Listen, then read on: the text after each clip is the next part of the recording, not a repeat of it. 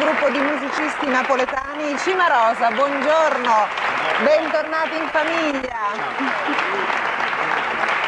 Allora, penso che voi avete appena terminato di incidere un album all'interno del quale sono contenute delle canzoni classiche napoletane, ce ne vuoi parlare? Certo, come è nostro solito, ovviamente il nostro repertorio è un repertorio di canzoni classiche napoletane, anche se questa volta il disco si presenta in maniera forse differente, anzi togliamo il forse. È diviso in due parti, una parte dedicata a Napoli, e sono appunto canzoni classiche napoletane, e poi una parte dedicata alle canzoni di tutto il mondo. Abbiamo provato a fare così, a vestire di panni napoletani alcune canzoni internazionali, come per esempio My Way, in omaggio al grande Frank Sinatra, che faceva 80 anni appunto quest'anno, e anche un brano nostro inedito che poi chi comprerà il disco ascolterà. Ah, poi dico canzoni di tutto il mondo anche perché voi avete fatto veramente più di 1000 concerti in Italia e anche all'estero. C'è qualche episodio particolare legato a una tournée all'estero?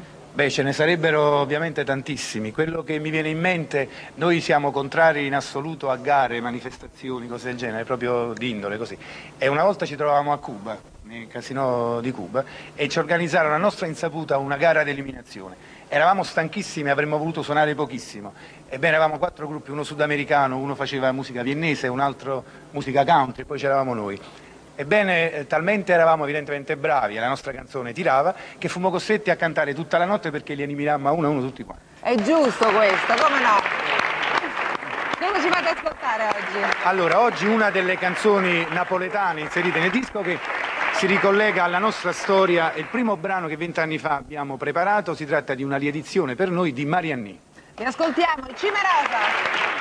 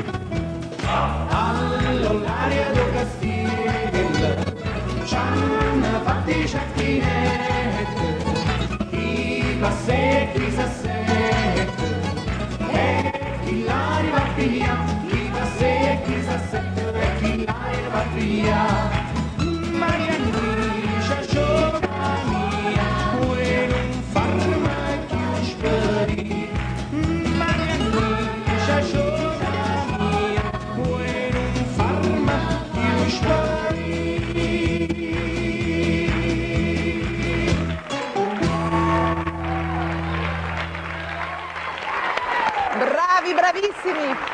Grazie. Complimenti, in bocca al lupo per il nuovo album e grazie di essere stati con noi in famiglia, il Cimarosa!